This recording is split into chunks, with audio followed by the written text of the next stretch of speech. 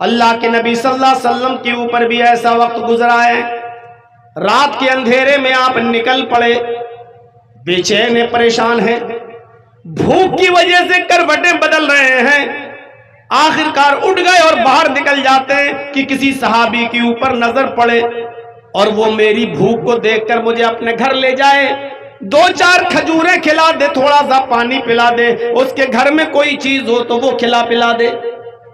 اب باہر نکل گئے گھر سے، پیدل چل رہے ہیں، کیا دیکھتے ہیں کہ راستے میں حضرت ابو بکر صدیق چلے آ رہے ہیں، بخاری شریف کی روایت، ابو بکر صدیق چلے آ رہے ہیں۔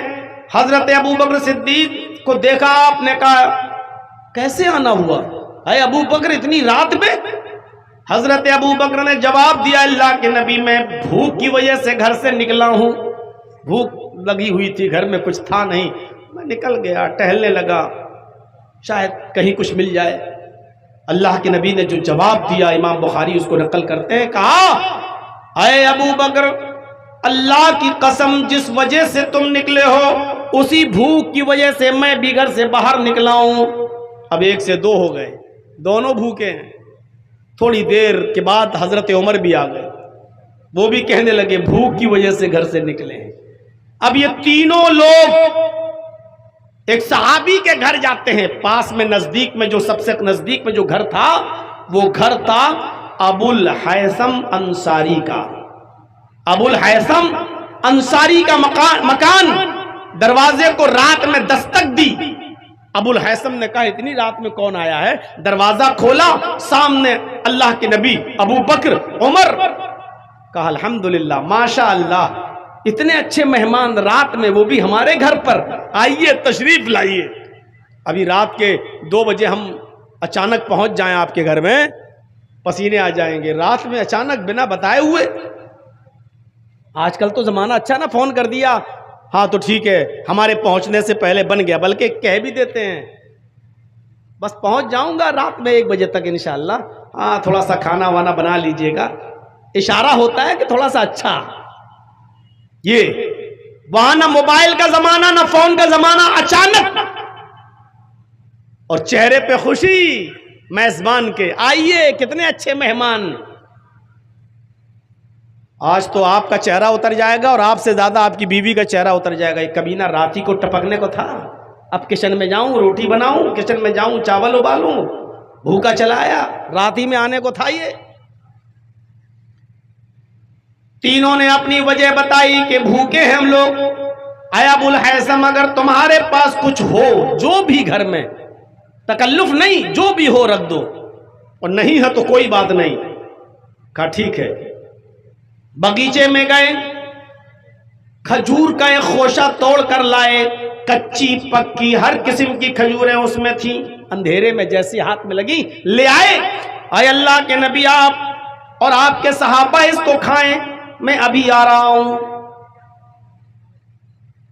اور گئے اور بکری کا 1 سال کا بچہ، 1 سال کا بکری کا بچہ اس کو لیا اور ذبح کر دیا۔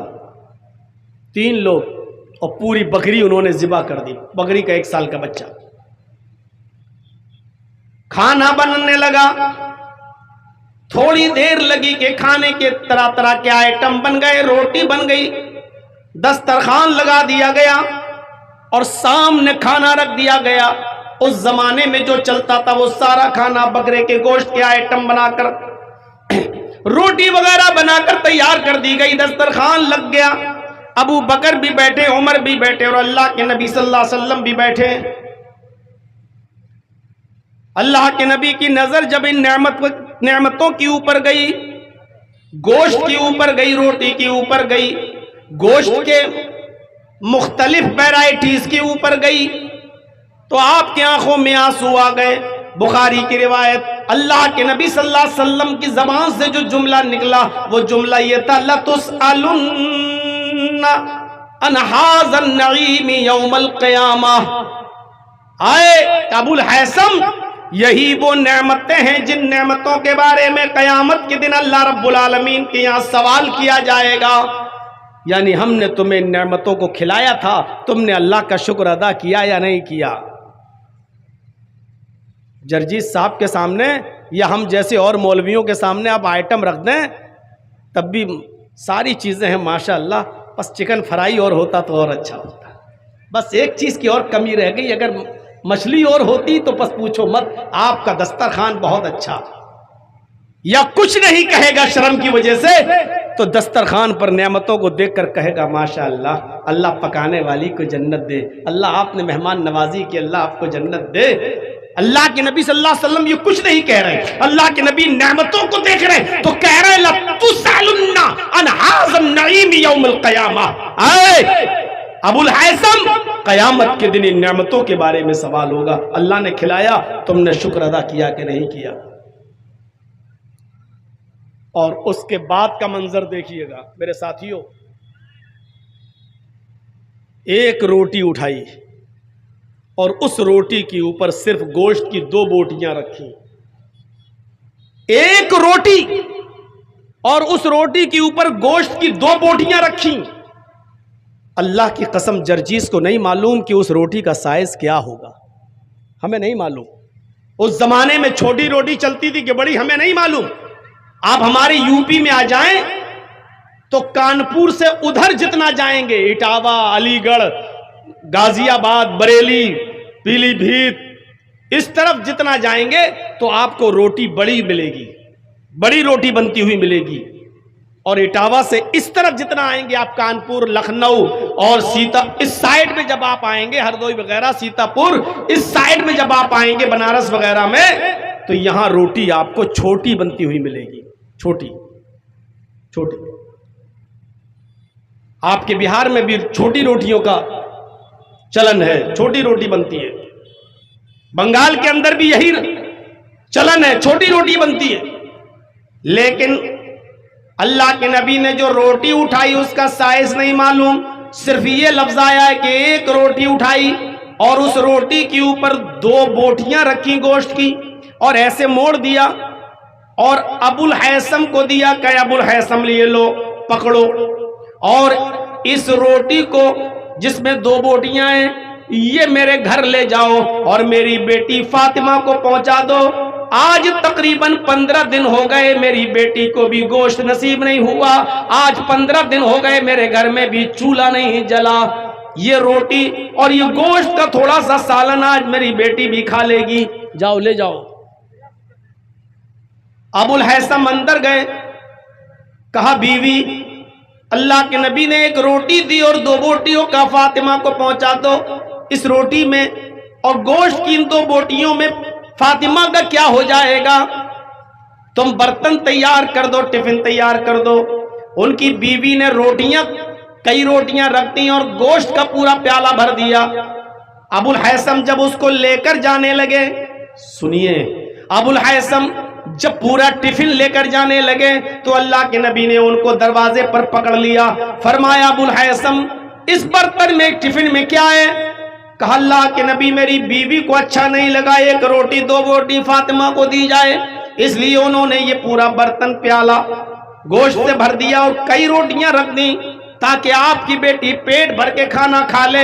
اللہ کے نبی کی زبان سے جو جملے نکلے وہ جملے یہ تھے، آئے ابو الحیثم اگر پیٹ بھر کر میری بیٹی نے کھانا کھا لیا تو پھر وہ آج کی رات اللہ کی عبادت نہیں کر سکے گی، تہجد میں نہیں اٹھ سکے گی، اللہ کو یاد نہیں کر سکے گی، نیند رات بھر آرام سے کھانا کھا کر پھر رات بھر وہ آرام سے سوئے گی۔ اتنا ہم اپنی بیٹی کو نہیں کھلا سکتے کہ رات میں اٹھ کر وہ اللہ کی حمد بیان نہ کر سکے، ثنا نہ کر سکے، عبادت نہ کر سکے، تہجد نہ پڑھ سکے۔ جتنا میں نے دیا اتنا ہی دے کر آؤ۔ اللہ کے نبی کو بھوک سے آزمایا جا رہا ہے، ابو بکر بھوک سے آزمائے گئے، حضرت عمر بھوک سے آزمائے گئے۔ ہمارا تصور کیا ہے؟ ایک دن کھانا نہ ملے، دوسرے دن مولانا صاحب گھر میں برکت نہیں ہو رہی ہے۔ برکت کا مطلب یہ ہے کہ آپ کے گلچھرے اڑانے کے لیے ساری نعمتیں آپ کو ملتی رہیں اور سب کچھ، تب آپ سمجھیں گے کہ ہاں اب ہمارے گھر میں خیر و برکت ہو رہی ہے۔ وَلَنَبْلُوَنَّكُمْ بِشَيْءٍ مِّنَ الْخَوْفِ وَالْجُوعِ وَنَقْصٍ مِّنَ الْأَمْوَالِ، تمہارے مالوں میں نقصان کر کے بھی ہم تمہیں آزمائیں گے۔ تمہارے مالوں میں نقصان پہنچا کر بھی ہم تمہیں آزمائیں گے. بہت پیسہ ہے تمہارے پاس, بہت مال ہے تمہارے پاس, اچانک آگ لگ گئی, مال میں نقصان ہو گیا, پاگل ہو گئے, اف کیا ہے. بڑی محنت سے آپ نے بلڈنگ بنا کر تیار کی تھی, اچانک اسرائیل و فلسطین کی جنگ میں ایک بم گرتا ہے اور آپ کا بنا ہوا وہ 5 منزلہ مکان بلڈوز ہو جاتا ہے. یا اتر پردیش کی طرح, میرے بھائیوں آپ سے ایک غلطی ہو گئی, بجائے اس کے کہ کورٹ میں مقدمہ چلے اور کورٹ سے فیصلہ ہو, آپ کی محنت کا بنایا ہوا اور محنت کی کمائی سے تعمیر کیا ہوا 5 منزلہ 10 منزلہ مکان صرف اس لیے بلڈوز کر دیا گیا, گرا دیا گیا کیونکہ آپ مسلمان ہیں. کیا بیتے گی آپ کے اوپر, کیا گزرے گی آپ کے اوپر. وَنَقْسِم مِّنَ الْأَمْوَالِ, ہم تمہارے مالوں میں نقصان پہنچا کر بھی ہم تمہیں آزمائیں گے. سن 2002 کا وہ دنگا جو گجرات کی دھرتی پر ہوا, جیسا کہ ابھی شیخ معین صاحب بتلا رہے تھے, 1996 میں سونیا واڑے میں تقریر ہوئی, سن 1998 میں میری حید احمد آباد کی سرزمین پر تقریر ہوئی تھی, 98 میں. جن لوگوں کے یہاں میں رکا تھا کروڑوں کی بلڈنگوں کے مالک تھے, کروڑوں کے ان کے شو روم تھے, بہترین مہمان نوازی کی تھی, اور اس وقت میں ایک نیا ابھرتا ہوا چہرہ تھا, اس لیے انہوں نے اپنے گھر ہی میں ہم کو ٹھہرایا تھا. کروڑوں کا شو روم, کروڑوں کی بلڈنگ, لیکن 2002 کے دنگے میں بلڈنگیں توڑ دی گئیں, دکانوں میں آگ لگا دی گئی.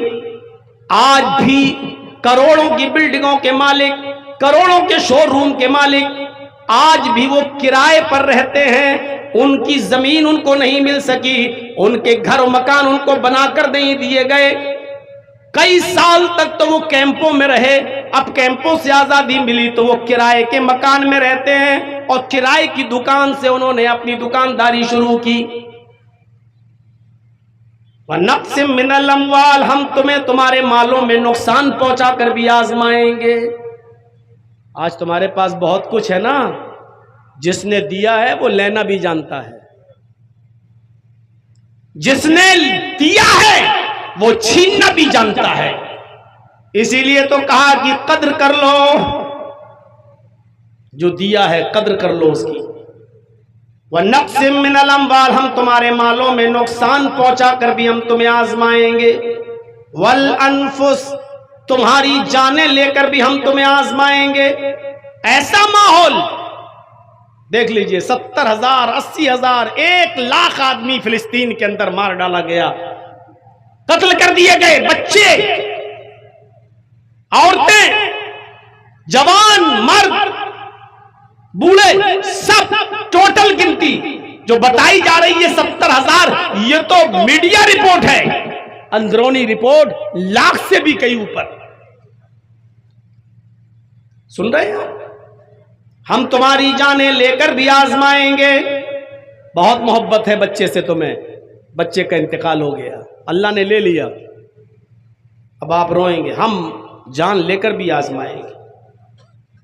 بڑی خدمت کرتی تھی آپ کی بیوی, اچانک ہارٹ اٹیک ہوا, بیوی مر گئی, کتنا بڑا صدمہ پہنچا آپ کو. ہم جانیں لے کر بھی آزمائیں گے.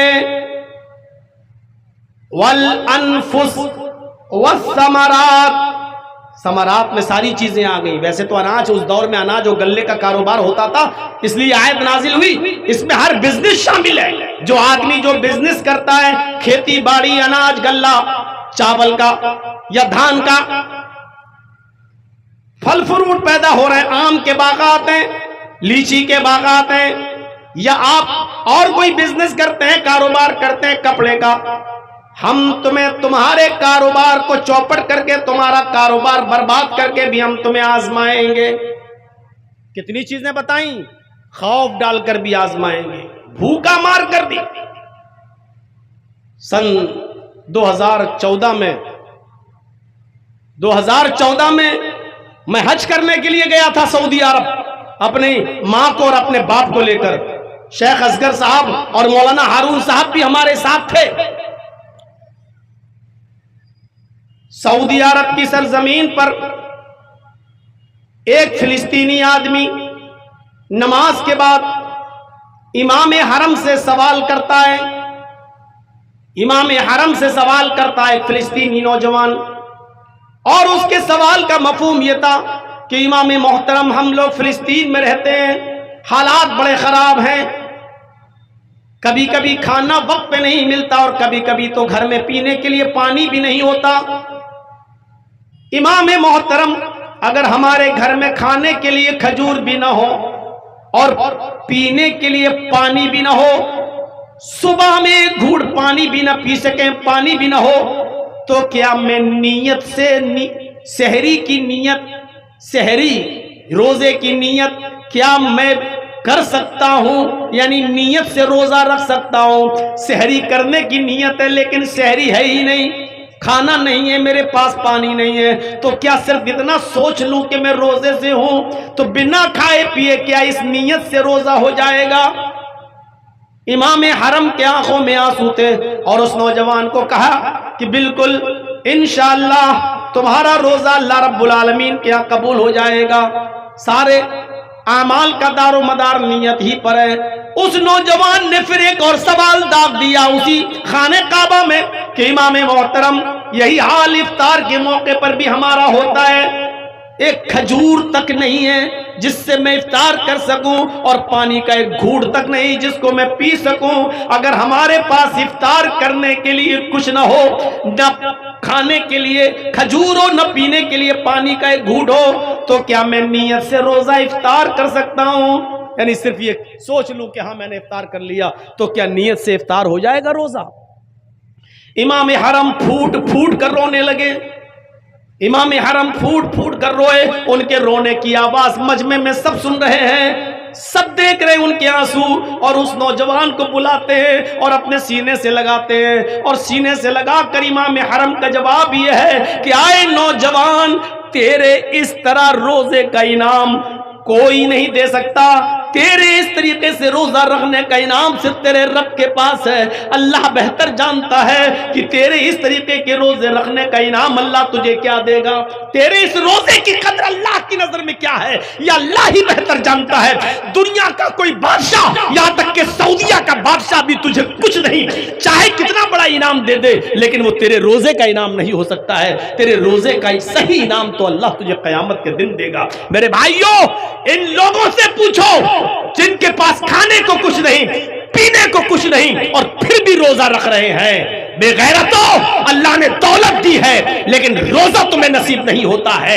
تم کہتے ہو بھوک برداشت نہیں ہوتی ہے، تم کہتے ہو کہ بیوی نہیں چھوٹتی ہے، تم کہتے ہو بڑا محنت اور مزدوری کا کام ہم گھر پہ کرتے ہیں اس لیے ہمیں محنت کا کرنا پڑتا ہے، اس لیے روزہ نہیں رکھتے۔ تمہیں نیند کیسے آ جاتی ہے؟ تم بستر پہ اپنے آرام کے ساتھ خواب خرگوش میں مست ہو کر سو کیسے جاتے ہو؟ اللہ کا عذاب تمہارے دلوں کو چیر کیوں نہیں دیتا ہے؟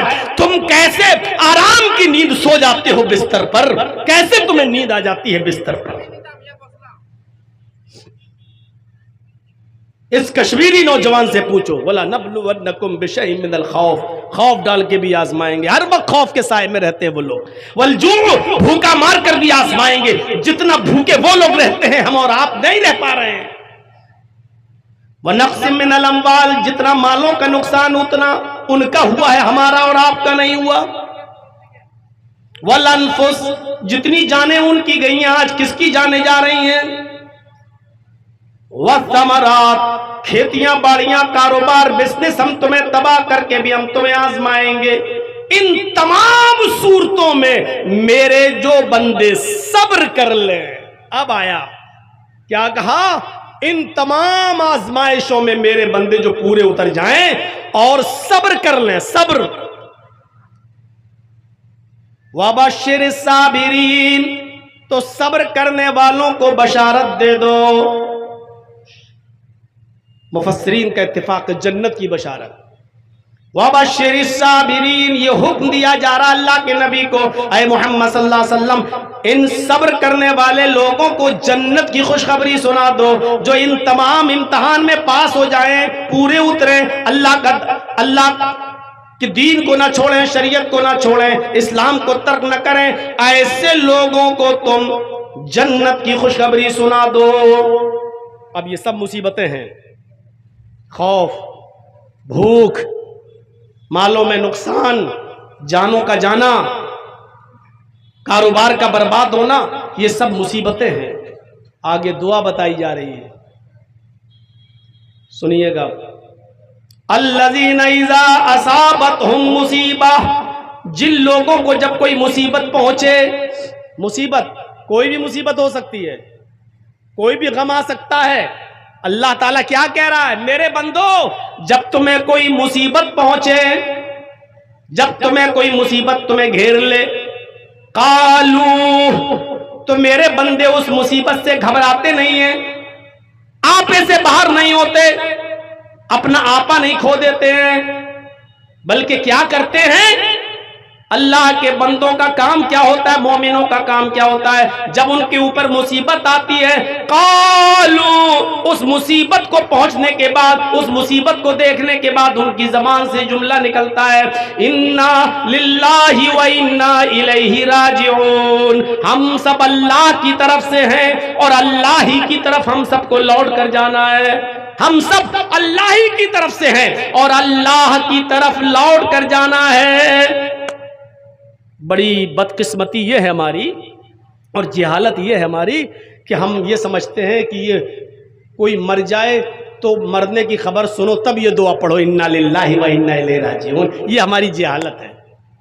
ये अलग बात है कि मौत भी एक मुसीबत है, गम का पहाड़ टूटता है मौत की खबर सुनकर, तो उस वक्त भी ये दुआ पढ़ी जा सकती है, लेकिन सिर्फ मौत ही गम लेकर नहीं आती है, मौत ही गम लेकर नहीं आती, खौफ का माहौल पैदा हो जाए ये भी गम है। इन्ना लिल्लाहि व इन्ना इलैहि राजिऊन। कोई बहुत बड़ी परेशानी आ जाए, इन्ना लिल्लाहि व इन्ना इलैहि राजिऊन। रात में कोई अहम काम कर रहे हो, अचानक लाइट चली जाए, ये भी एक मुसीबत है। इन्ना लिल्लाहि व इन्ना इलैहि राजिऊन। 1 लाख रुपए का मोबाइल खरीदा, साहब एप्पल का फोन है, आईफोन है, अभी 2 ही दिन हुए, खो गया, चोरी हो गया, कहां चला गया, पता चला मोबाइल गायब, कोई चीज खो गई। इन्ना लिल्लाहि व इन्ना इलैहि राजिऊन। ये सब दुआ पढ़ी जाती है, पढ़ना चाहिए। अल्लज़ीना इज़ा असाबतहुम मुसीबा, जब मुसलमानों को कोई तकलीफ पहुंचती है, कोई मुसीबत उनके पास आती है, तो ये घबराते नहीं हैं, उस मुसीबत को मोस्ट वेलकम कहते हैं, उस मुसीबत का स्वागत करते हैं और कहते हैं इन्ना लिल्लाहि व इन्ना इलैहि राजिऊन। अल्लाह तो कह रहा है कि मुसलमान तो वो है कि मुसीबत से घबराता नहीं है, बल्कि मुसीबत के मौके पर वो अल्लाह पर तवक्कुल करता है। अल्लाह के नबी जनाब मोहम्मद रसूलुल्लाह गारे सौर में है, अबू बकर कह रहे हैं कि काफिर हमारे पहाड़ी तक आ गए, अल्लाह के रसूल अगर ऐसे झांक कर देखेंगे तो हम पकड़ लिए जाएंगे। अल्लाह के नबी घबराए नहीं। कितनी बड़ी मुसीबत, जो मोहम्मद को जिंदा पकड़ के लाएगा उसको 100 ऊंट इनाम दिए जाएंगे। 100 ऊंट के लालच में लोग पीछा कर रहे हैं मोहम्मद रसूलुल्लाह को पकड़ने का। आप जिस गार में छिपे हैं उस गार तक पकड़ने वाले काफिर आ चुके हैं। अगर झांक के नीचे देख लें तो अल्लाह के नबी की इसका सर दिखाई दे जाए, लेकिन अल्लाह ने उनकी आंखों पे पर्दा डाल दिया, वो अल्लाह के नबी को देख नहीं सके। इतनी बड़ी मुसीबत नबी के ऊपर, लेकिन अल्लाह के अबू बकर कह रहे हैं अल्लाह के नबी वो हमारे सर पर। अल्लाह के नबी क्या कह रहे हैं, ला तहज़न इन्नल्लाह माअना। आए अबू बकर घबराओ नहीं, अल्लाह हमारे साथ है। आए अबू बकर घबराओ नहीं, अल्लाह हमारे साथ है। यानी मुसीबत आई, घबराए नहीं। मोमिन का शेवा ये होता है कि जब उसके पास मुसीबत आए तो वो घबराए नहीं, बल्कि क्या पढ़े, इन्ना लिल्लाहि व इन्ना इलैहि राजिऊन। अब एक वाकया सुनाता हूं बुखारी से, दिलचस्प। دیکھیے دعا ہے، ہم سب اللہ ہی کی طرف سے ہیں اور اللہ ہی کی طرف لوٹ کے جانا ہے. دعائیں آج کل ہم پڑھتے کہاں ہیں؟ بس بحث کرتے ہیں. فرض نماز کے بعد دونوں ہاتھ اٹھا کے دعا مانگنا چاہیے کہ نہیں مانگنا چاہیے؟ امام جب مانگے تو اس کے ساتھ ہاتھ اٹھانا چاہیے کہ نہیں اٹھانا چاہیے؟ قبرستان میں جائیں تو ہاتھ اٹھا کر دعا کر سکتے ہیں کہ نہیں کر سکتے ہیں؟ عید کی نماز پڑھنے کے بعد عیدگاہ میں ہاتھ اٹھا کر دعا پڑھ سکتے ہیں؟ بحث کروا لو ہم سے بس. ارے دعا کرنے سے آپ کو کون روک رہا ہے؟ غور کرو. ان تمام مصیبتوں میں سب سے بڑی مصیبت کیا ہے؟ آپ کے کسی عزیز اور کسی قریب کا انتقال ہو جائے. مثلا آپ کی بیوی کا انتقال ہو جائے، مثلا آپ کے بیٹے کا انتقال ہو جائے، تو یہ چیز سب سے بڑے غم کو لے کر آتی ہے. سب سے بڑا غم یہ ہے. اس موقع پر کیا دعا پڑھنی چاہیے؟ انا للہ و انا الیہ راجعون. اللہ کے نبی صلی اللہ علیہ وسلم اس کے آگے ایک دعا اور پڑھتے تھے، ذرا سنیے گا میرے بھائیوں، اور یہ دعا یاد کر لیجئے گا، بہت کام آئے گی. آج میں کچھ سکھا کے جا رہا ہوں آپ کو، کچھ سیکھ لیجئے گا. اللہ کے نبی صلی اللہ علیہ وسلم جب کسی کے انتقال کی خبر سنتے تو آپ کیا دعا پڑھتے؟ انا للہ و انا الیہ راجعون. اس کے بعد ایک جملہ اور، اللہم اجرنی فی مصیبتی واخلف لی خیرا منہا. چھوٹا سا ٹکڑا ہے بس. کتنے لوگوں کو یاد ہوگا؟ اور یاد ہوگا بھی نہیں. ابھی ہمارے ذہن سیٹ نہیں ہے، ہمیں دوسری چیزیں جلدی یاد ہو جاتی ہیں، دعائیں جلدی یاد نہیں ہوتی ہیں. ہر سال رمضان کے مہینے میں شب قدر میں مائک لے کے سکھانا پڑتا کہ دعا پڑھو اللہم انک عفو تحب العفو فاعف عنی. اتنی سی دعا یاد نہیں ہو پائی، اتنی سی دعا، اور بار بار یاد کرایا جاتا ہے کہ یہ دعا پڑھو. شب قدر میں یہ دعا پڑھا کرتے تھے اللہ کے رسول، اللہم انک عفو تحب العفو فاعف عنی. ہر سال بتانا پڑتا ہے. ارے روزانہ ہمارے محلوں میں، آپ کے شہر، کوئی نہ کوئی انتقال کرتا رہتا ہے. یہ دعا پڑھنے میں کیا حرج ہے؟ اتنی سی دعا. انا للہ تو یاد ہے، انا للہ و انا الیہ راجعون. اللہم، اب یہ دعا یاد کرنا ہے بس، اللہم اجرنی فی مصیبتی. اے اللہ میری مصیبت میں مجھے بہترین اجر عطا فرما. واخلف لی خیرا منہا، اور جو تو نے مجھ سے چھینا ہے اس سے بہتر چیز تو ہمیں عطا فرما دے. جو تو نے مجھ سے چھینا ہے اس سے بہتر چیز تو ہمیں عطا فرما دے. 5-6 بیٹوں کے بعد، بیٹیوں کے بعد ایک بیٹا ملا، ابھی 2 سال کا ہوا، اس کا بھی انتقال ہو گیا. پڑھیے، اللہ انا للہ و انا الیہ راجعون اللہم اجرنی فی مصیبتی واخلف لی خیرا منہا. ہم سب اللہ کی طرف سے آئے ہیں، اللہ ہی کی طرف لوٹ کر جانا ہے. اے اللہ میرے بیٹے کے انتقال پر جو مصیبت میرے اوپر آئی ہے، اس مصیبت میں مجھے بہترین اجر عطا فرما. واخلف لی خیرا منہا، اور تو نے مجھ سے جو چھینا ہے مجھے اس سے بہتر چیز دے دے، یعنی اس سے بہتر بیٹا تو مجھے عطا فرما دے. آپ اللہ سے کیا مانگ رہے ہیں؟ اللہ کے نبی صلی اللہ علیہ وسلم عصر کی نماز کے بعد صحابہ کرام کے پاس بیٹھے ہوئے مسجد میں، اور آپ ان کو سمجھانے لگتے ہیں اور یہی دعا سکھلاتے ہیں کہ تمہارا جب کوئی قریبی انتقال کر جائے تو یہ دعا پڑھ لیا کرو، انا للہ و انا الیہ راجعون اللہم اجرنی فی مصیبتی واخلف لی خیرا منہا. اسی صحابہ کی محفل میں حضرت ابو سلمہ رضی اللہ تعالیٰ عنہ بیٹھے ہوئے ہیں. صحابہ میں بہت سے صحابہ تھے، ابو سلمہ بھی تھے. ابو سلمہ کہتے ہیں اللہ کے نبی نے جب یہ دعا بتائی تو میں نے اس دعا کو یاد کر لیا. اللہ کے نبی نے یہ دعا سکھلائی، میں نے اس دعا کو یاد کر لیا. اور جب میں اپنے گھر پہ پہنچا تو میری بیوی نے، ام سلمہ نے کہا آج آپ بڑی دیر سے آئے، عصر کے بعد آپ جلدی آ جایا کرتے تھے، پھر بازار سے کھانا پکانے کے لیے کچھ لینے جایا کرتے تھے، اور آج آپ اتنی دیر سے آئے ہیں کہ اب مغرب کی اذان ابھی ہو جائے گی، آپ پھر مسجد میں چلے جائیں گے، کھانے پکانے میں دیر ہو جائے گی.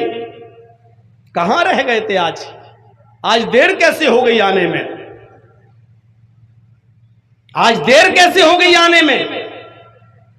حضرت ابو سلمہ کہتے ہیں میری بیوی آئے ام سلمہ، آج اللہ کے نبی نے عصر کی نماز کے بعد لوگوں کو روک لیا، کچھ سمجھانے لگے، درس دینے لگے، اور آج آپ نے ایک دعا بھی سکھلائی، جب تمہارے کسی عزیز کا انتقال ہو جائے تو یہ دعا پڑھ لیا کرو، انا للہ و انا الیہ راجعون، اللہم اجرنی فی مصیبتی واخلف لی خیرا منہا۔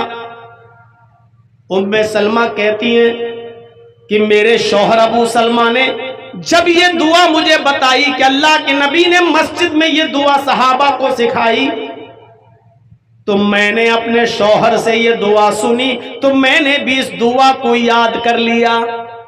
یہ دعا تو سب کو یاد تھی، انا للہ و انا الیہ راجعون، اتنا سا یاد کرنا تھا، اللہم اجرنی فی مصیبتی واخلف لی خیرا منہا۔ اتنی بار میں اس دعا کو پڑھ چکا ہوں کہ شاید اب آپ کو بھی یاد ہو گیا ہوگا، کسی کو کھڑا کر کے پوچھیں، اتنی بار میں دہرا چکا ہوں کہ شاید آپ کو یاد ہو گئی ہو، اللہم اجرنی فی مصیبتی واخلف لی خیرا منہا۔ اب سر نیچے ہو گئے، کہیں مولانا ہم ہی کو کھڑا کر کے نہ پوچھ لیں، ہم کو کھڑا نہ کر دیں۔ اتنی سی دعا حضرت ام سلمہ کہتی ہے میں نے یاد کر لی، جب کسی کا انتقال ہوتا میں یہ دعا پڑھ لیتی۔ 6 مہینے گزر گئے، 8 مہینے گزر گئے، 1 سال گزر گیا، میرے شوہر کپڑے کا بزنس کرتے تھے، کپڑا دوسرے شہر میں لے جایا کرتے تھے، بیچتے تھے، اور وہاں سے کچھ چیزیں خرید کے لاتے تھے، اپنے شہر میں بیچا کرتے تھے۔ میرے شوہر بزنس کرتے تھے دوسرے شہر میں جا کر۔ ایک دن میرے شوہر بزنس کے لیے نکلے اور وہاں پہنچ گئے، اور وہاں سے بہت سا سامان لے کر جب میرے گھر کی طرف آئے، اپنے شہر کی طرف جب چلنے لگے تو راستے میں بیمار پڑ گئے، ابو سلمہ بیمار پڑ گئے۔ اوفو، جو چیز بتانے جا رہا ہوں غور سے سنو میرے بھائیوں۔ ام سلمہ کہتی ہیں میرے شوہر باہر گئے، اور وہاں سے جب لوٹے دوسرے شہر سے تو بیمار پڑ گئے، اور راستے ہی میں ان کا انتقال ہو گیا۔ ابو سلمہ اسی بیماری میں انتقال کر گئے۔ میرے کانوں میں خبر پہنچائی گئی، کوئی دوڑتا ہوا آیا، اس نے مجھے بتایا کہ تمہارے شوہر ابو سلمہ بیمار پڑ گئے تھے راستے میں اور ان کا انتقال ہو گیا۔ میں نے اپنے شوہر کے انتقال کی جب خبر سنی تو میں نے یہی دعا پڑھ لی جو مجھے یاد تھی، انا للہ و انا الیہ راجعون۔ یہی دعا میں نے پڑھ لی، انا للہ و انا الیہ راجعون، اللہم اجرنی فی مصیبتی واخلف لی خیرا منہا۔ پھر مٹی میرے گھر لائی گئی، غسل دیا گیا، کفنایا گیا، اور ابو سلمہ کو دفن کر دیا گیا۔ میں عدت میں بیٹھ گئی، عدت کرنے لگی، اور جب بھی مجھے میرے شوہر کی یاد آتی تو میں پھر یہ دعا پڑھ لیتی۔ شوہر کی یاد آتی، یہ ایک غم تھا، تو میں یہ دعا پڑھ لیتی، یہی انا للہ و انا الیہ راجعون، اللہم اجرنی فی مصیبتی واخلف لی خیرا منہا۔ ام سلمہ کہتی ہیں کہ 2-3 مہینے گزر گئے، میں عدت میں تھی، ایک دن مجھے شوہر کی یاد آئی تو میں یہ دعا پڑھنے لگی۔ جب میں دعا پڑھنے لگی تو میں اس کے ترجمے پر غور کرنے لگی، اس کی میننگ پر، مفہوم پر غور کرنے لگی۔ میں سوچنے لگی ایسا کیسے ہو سکتا ہے؟ اس دعا کا مطلب تو یہ ہے کہ ہم اللہ کی طرف سے ہیں اور اللہ ہی کی طرف جانا ہے۔ اے اللہ میری مصیبت میں مجھے بہترین بدلہ دے، وَاخْلِفْ لِي خَيْرًا مِّنْهَا، اور جو تو نے مجھ سے چھینا ہے اس سے بہتر بدلہ مجھے دے، بہتر چیز عطا کر۔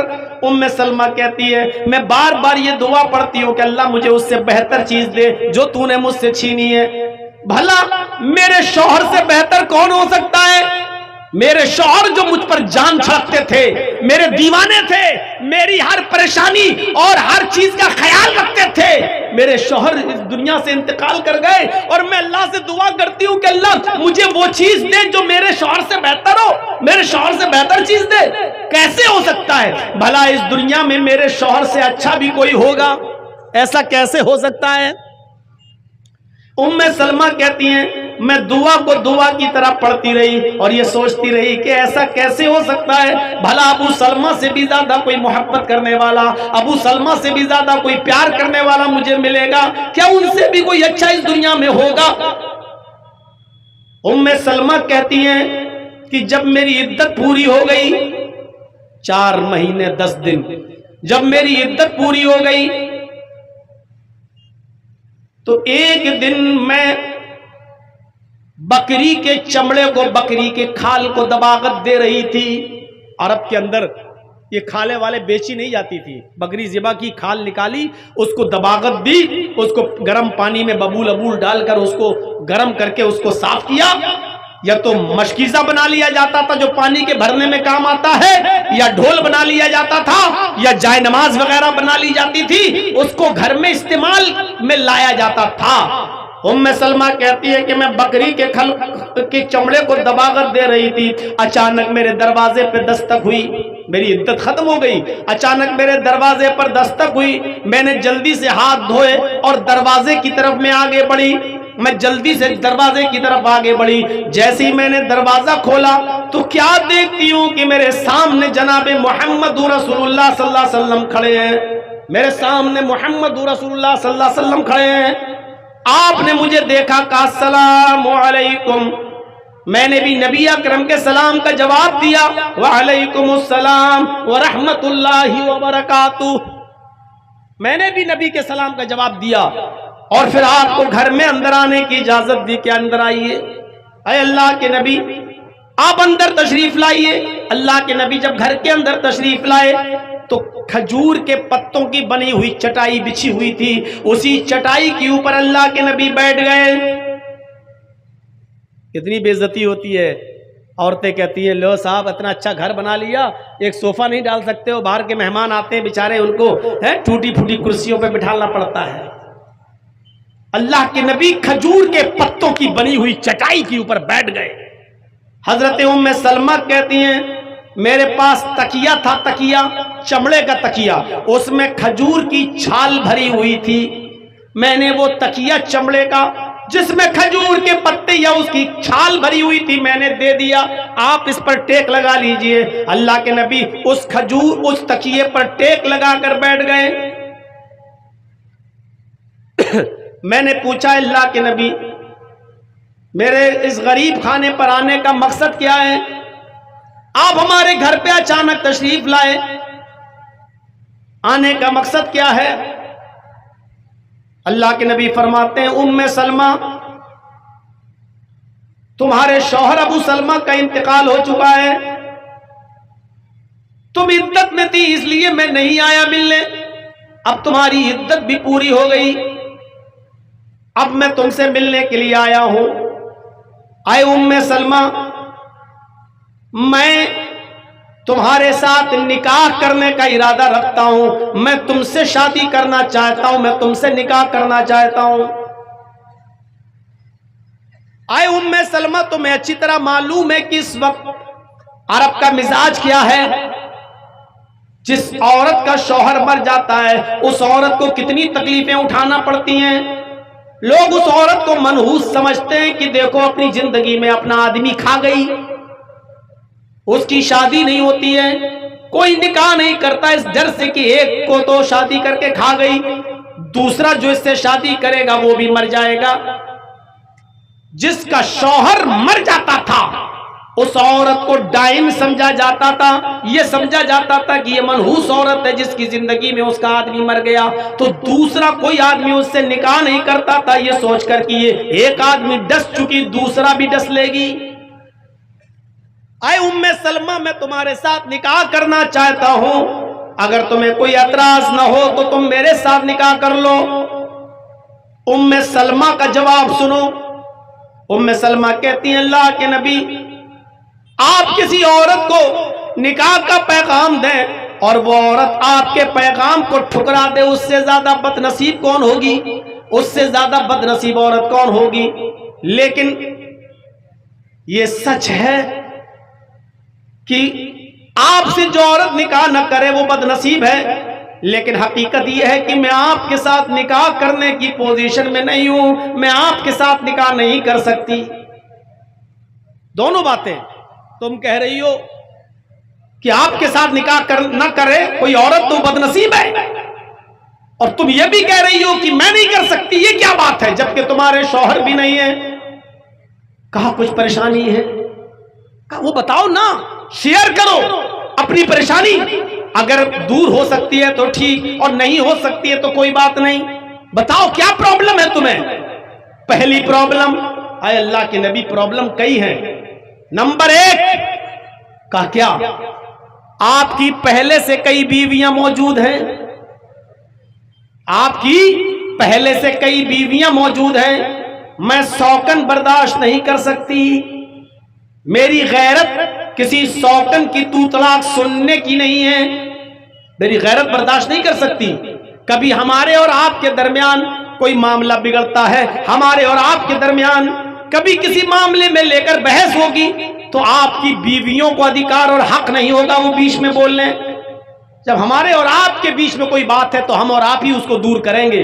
آپ کی کوئی بیوی اگر بیچ میں بولے گی اور مجھ سے لڑے گی تو مجھ سے برداشت نہیں ہوگا، میں ہاتھا پائی پر اتر جاؤں گی، اس لیے کہ میں سوکن برداشت نہیں کر سکتی، میں بہت غیرت مند خاتون ہوں اور میرے ساتھ کئی سوکنے ہوں، یہ کیسے برداشت کر لوں؟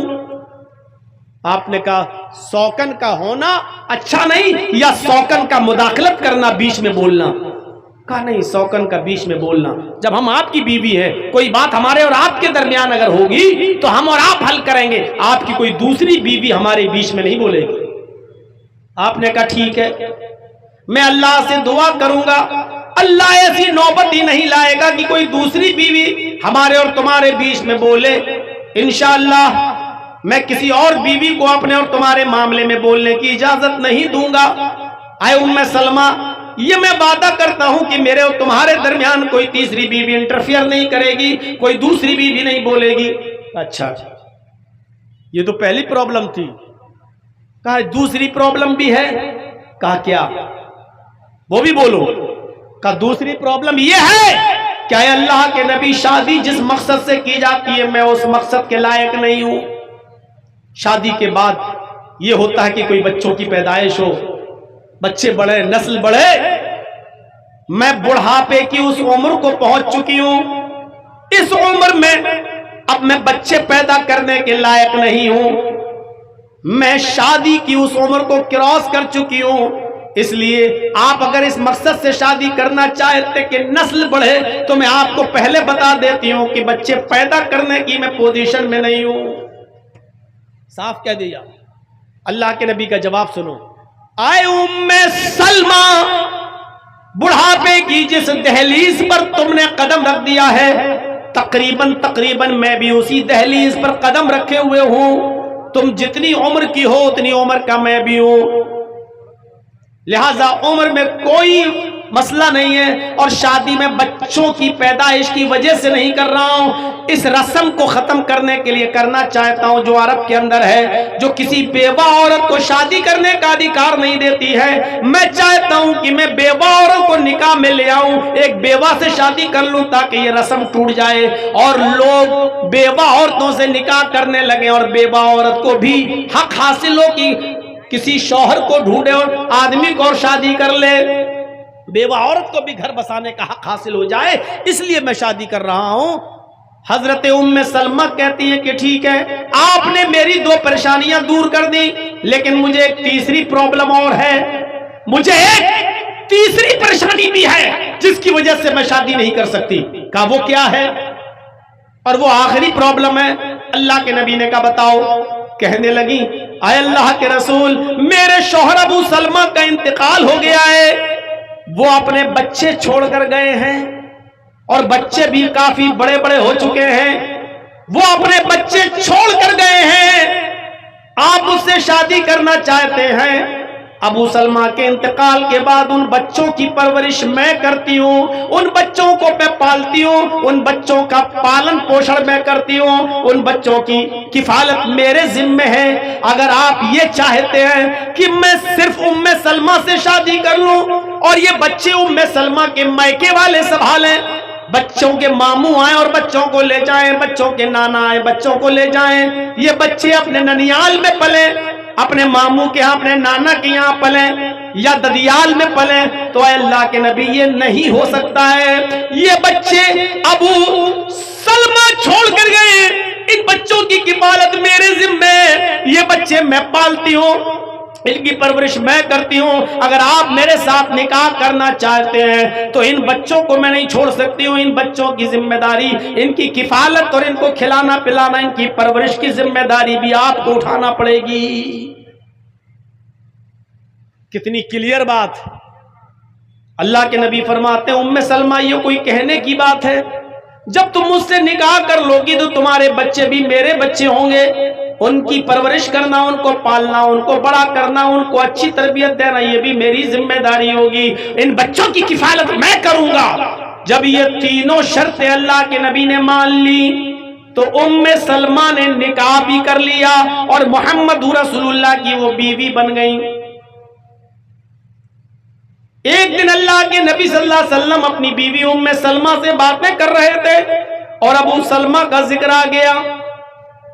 ابو سلمہ کا ذکر آتے ہی ام سلمہ کی آنکھوں میں آنسو آ گئے اور کہنے لگی کہ اللہ کے رسول اب اس دعا پر مجھے مکمل یقین ہوا ہے، اس دعا میں جو ہم پڑھتے ہیں اللہم اجرنی فی مصیبتی، میری مصیبت میں بہترین بدل عطا فرما، وَاخْلِفْ لِي خَيْرًا مِنْهَا، اور جو تو نے مجھ سے چھینا ہے اس سے بہتر چیز تو مجھے عطا فرما۔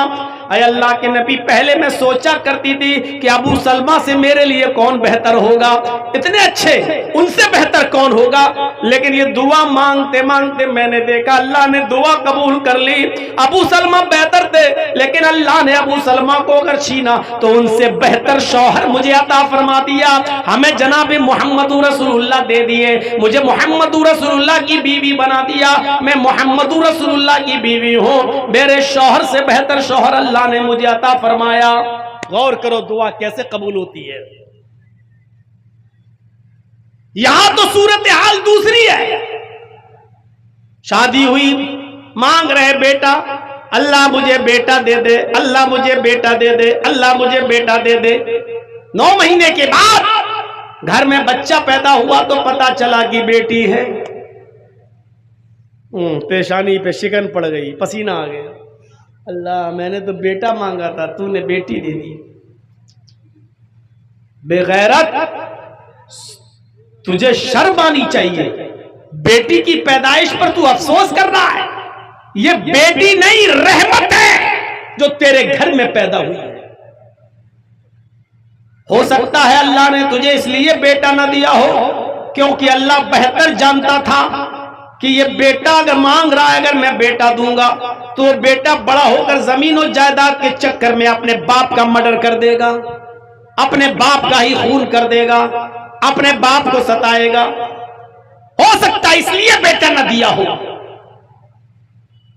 یہی آدمی بیچارہ جس کو بیٹا نہیں ملا روتا رہا، پریشان رہا، زندگی بھر کہتا رہا اللہ میں نے بیٹا مانگا تو نے بیٹی دے دی۔ ابھی وہ بچی بیچاری جوانی کی دہلیز پر قدم رکھی، 15-16 سال کی ہوئی، ابھی شادی نہیں ہوئی، اچانک باپ کا ایکسیڈنٹ ہوتا ہے، پیر ٹوٹ گیا، ریڑھ کی ہڈی میں چوٹ لگی، بستر پہ پڑا ہے۔ ڈاکٹر نے بستر ہی پر لیٹے لیٹے کھانے پینے کی اجازت دی، پیشاب اور پائخانہ کرنے کی اجازت دی، اٹھ نہیں سکتا۔ اب ایسے موقع پر دیکھ رہا ہے کہ میری بیوی میری گندگی کو ہاتھ نہیں لگا رہی ہے، میرا بیٹا جو شادی شدہ ہو چکا ہے یا بہو والا ہے، نہ اس کی بہو آ رہی ہے نہ بیٹا آ رہا ہے۔ ایسے نازک موڑ پر وہ دیکھتا ہے کہ اس کی بیٹی آتی ہے، اپنے باپ کی اس چادر کو بدلتی ہے جس پر اس نے پیشاب کر رکھا ہے، ایک پوٹ لے کے آتی ہے اور اپنے باپ کے کمر کے نیچے رکھ دیتی ہے، ابو ضرورت سے فارغ ہو جائیے۔ باپ نے اسی پوٹ میں لیٹرین کی اور بیٹی آئی اسی پوٹ کو اٹھا کر پھینک رہی ہے، اپنے باپ کی گندگی کو صاف کر رہی ہے، اس کے کپڑے دھل رہی ہے۔ یہی باپ جو بیٹا بیٹا چلا رہا تھا، آج بیٹی کی طرف سے یہ ہونے والی خدمت کو دیکھتا تو کہتا کہ اللہ واقعی تیری قدرت، واقعی تیرا علم وسیع ہے، میں نے تجھ سے بیٹا مانگا تھا، لیکن اگر بیٹا ہوتا تو آج شادی شدہ ہو کر میری یہ خدمت نہیں کر سکتا تھا جو میری بیٹی میری خدمت کر رہی ہے۔ اس پوزیشن میں میری بیٹی میرے کام آئی۔ واقعی تو حکیم ہے، تو اچھی طریقے سے جانتا ہے کہ بیٹا دینا چاہیے کہ بیٹی دینا چاہیے۔ اندازہ لگا سکتے ہیں آپ؟ بیٹیاں رحمت بن کر آتی ہیں، رحمت۔ آپ بیٹوں کی پیدائش پہ خوش ہوتے ہو؟ پورے ہندوستان میں جاتا ہوں تقریریں کرنے، اور ابھی میرا ایک قدم اگر آپ کے بھگیا میں ہے تو ابھی دوسرا قدم میرا کلکتہ کی سرزمین پر ہے۔ کل کا پروگرام میرا مدنی پور میں ہے، کھڑگپور سے آگے مدنی پور۔ اندازہ لگاؤ کہ آج یہاں ہے، کل کہاں، پرسوں کہاں۔ شیخ بتا رہے تھے کہ سن 1996 میں تقریر کی، یہ 29-30 سال کا زمانہ جو گزرا ہے، اس 30 سال تقریروں کے زمانے میں میرے بھائیوں پورے ہندوستان کے چپے چپے میں جا چکا ہوں۔ ایسے ایسے ماں باپ کو جانتا ہوں جنہوں نے میری خدمت کی ہے، جنہوں نے مجھے کھلایا پلایا ہے۔ 5 سال کے بعد ان کے گھر گیا تو پتا چلا کہ وہ نہیں ہے اس دنیا میں۔ محلے والوں سے پوچھا گیا تو پتا چلا کہ ان کی اولاد نے، اس کے بیٹے نے اپنے باپ کو مار ڈالا۔ زمین و جائیداد کا جھگڑا ہوا، اسی بٹوارے کو لے کر اتنا جھگڑا ہوا کہ گردن دبا دیا، بیٹا اپنے باپ کو مار ڈالا۔ آج تک ایسا قصہ نہیں سنا کہ کسی بیٹی نے بھی اپنے باپ کو مارا ہو۔ بیٹیاں رحمت بن کر آتی ہیں اور آپ ان کو زحمت سمجھتے ہو۔ پریشانی کیا ہے؟ اوفو، لڑکی ہوئی، اب کم سے کم 10-12-15 لاکھ روپے کا جہیز وہیز اکٹھا کرو، باراتیوں کا انتظام کرو۔ پرابلم یہ ہے، اب یہ 3 اپریل کو میری بیٹی کی بھی شادی تھی، یہی 3 اپریل کو، آج 18 اپریل ہے، 16-17 یعنی اب تو 12 بجے کے بعد 18، یہی 3 اپریل کو میں نے اپنی بیٹی کی شادی کی۔ جائیے پوچھئے اٹاوا والوں سے، اور جائیے منظر دیکھیے، نہ براتیوں کا پتہ تھا، نہ چوروں کا پتہ تھا، نہ ڈکیتوں کا پتہ تھا، نہ ہلدی والے آئے، نہ سگائی ہوئی، نہ منگنی لگی، نہ پکی کرائی ہوئی، نہ دہیج جہیز دیا گیا، کچھ نہیں۔ کاس گنج علاقہ ہے، ضلع کاس گنج، لڑکا سول انجینئر ہے، پڑھتا، جاب ہے اس کی دلی میں،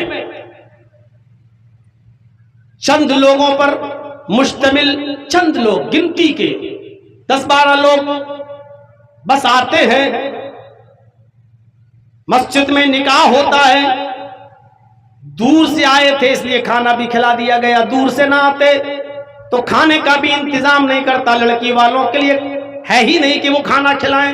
کیوں کھلائیں؟ چونکہ 150 کلومیٹر سے چل کے آئے تھے، اس لیے کھانے وانے کا انتظام کیا۔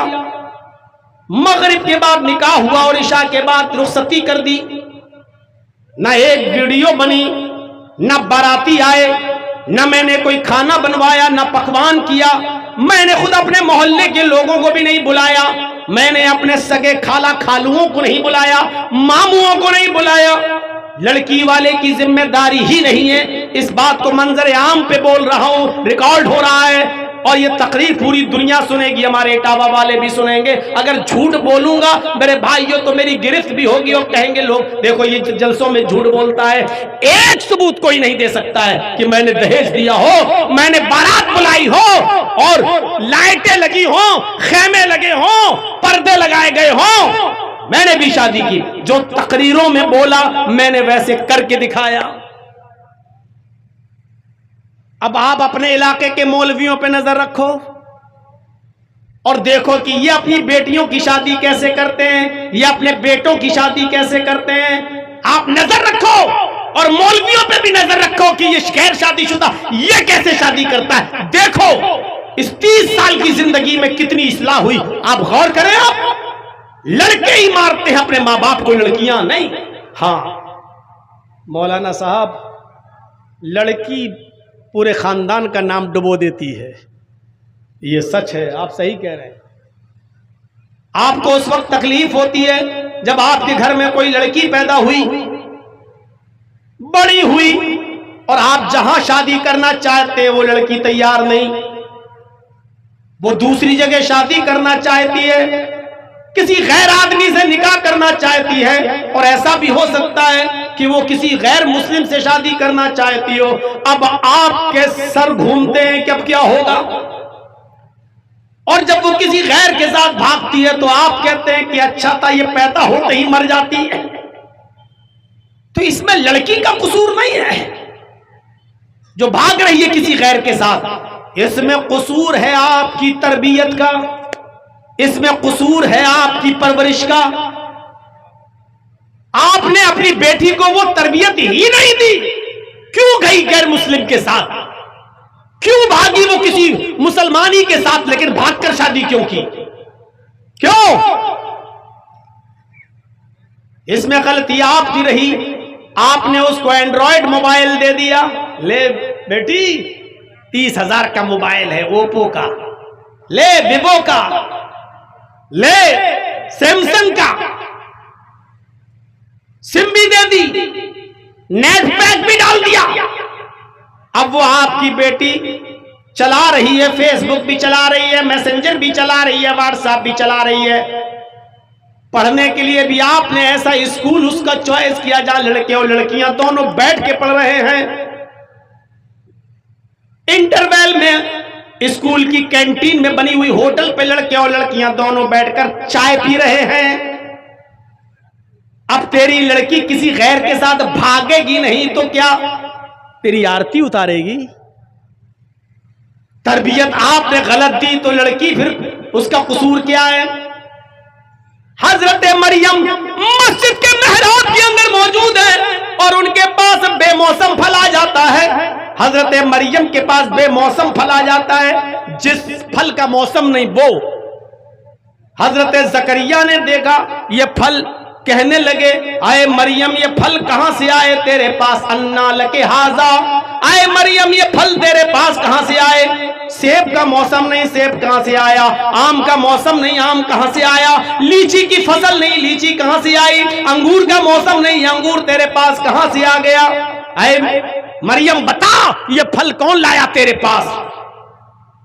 حضرت مریم جواب دیتی ہیں قالت هو من عند اللہ، آئے میرے سرپرست، آئے میری پرورش کرنے والے، مجھے کھلانے پلانے والے، میرا خیال رکھنے والے، آئے زکریا، یہ تمام کی تمام نعمتیں اللہ کے پاس سے آئی ہیں، کوئی فرشتہ رکھ کر گیا ہے۔ آپ غلط نہ سمجھو، میرا کسی لڑکے کے ساتھ کوئی غلط تعلق نہیں ہے، یہ کوئی مجھے تعلق میں نہیں دے گیا، کوئی لڑکا نہیں دے گیا، یہ ساری نعمتیں مجھے اللہ کی طرف سے ملی ہیں۔ حضرت زکریا نے کیسی پرورش کی تھی، اور اس سے پوچھ رہے ہیں یہ پھل کہاں سے آیا؟ کس سے؟ زکریا کس سے پوچھ رہے ہیں؟ مریم سے۔ کون مریم؟ جن کو اللہ تعالیٰ نے بغیر شوہر کے بیٹا دیا، عیسیٰ، وہ مریم جن کے پیٹ سے بغیر شادی کے، بغیر شوہر کے مریم کو بیٹا دیا عیسیٰ۔ جب ان کے اوپر الزام لگا کہ مریم زانیہ بدچلن نے بغیر شادی کے بچہ پیدا کر دیا، تو مریم کی پاک دامنی کا اعلان اللہ رب العالمین نے کیا کہ نہیں، مریم پاک دامن ہے، عیسیٰ اللہ کے کلمے سے پیدا ہوئے، اللہ کے حکم سے پیدا ہوئے ہیں، مریم غلط نہیں ہے، مریم غلط نہیں ہے۔ جن کی پاک دامنی کا اعلان اللہ نے کیا، جب اس سے سوال ہو سکتا ہے، جس کے پاک دامن ہونے کا اعلان اللہ نے کیا، جب اس سے پوچھا جا سکتا ہے کہ یہ پھل تیرے پاس کہاں سے آئے، تو آئے لڑکیوں کے ماں باپ، تم اپنی بیٹیوں سے کیوں نہیں پوچھ سکتے ہو یہ کپڑا کہاں سے آیا، یہ دوپٹہ کہاں سے آیا، یہ موبائل کہاں سے آیا، موبائل میں یہ کور کہاں سے آیا؟ تیرے موبائل میں بیلنس نہیں تھا، اس موبائل میں بیلنس کس نے ڈالا؟ کیا تم اپنی بچیوں سے، اپنی بیٹیوں سے یہ سوال نہیں کر سکتے؟ اور نہیں کرو گے تو تمہارا نام ڈبوئیں گی اور غیروں کے ساتھ بھاگیں گی، تمہاری آرتی نہیں اتاریں گی۔ السلام علیکم دوستوں، امید کرتا ہوں آپ نے اس بیان کو پورا سنا ہوگا۔ اگر آپ کو یہ بیان پسند آیا ہو تو ویڈیو کو لائک اور چینل کو سبسکرائب کریں۔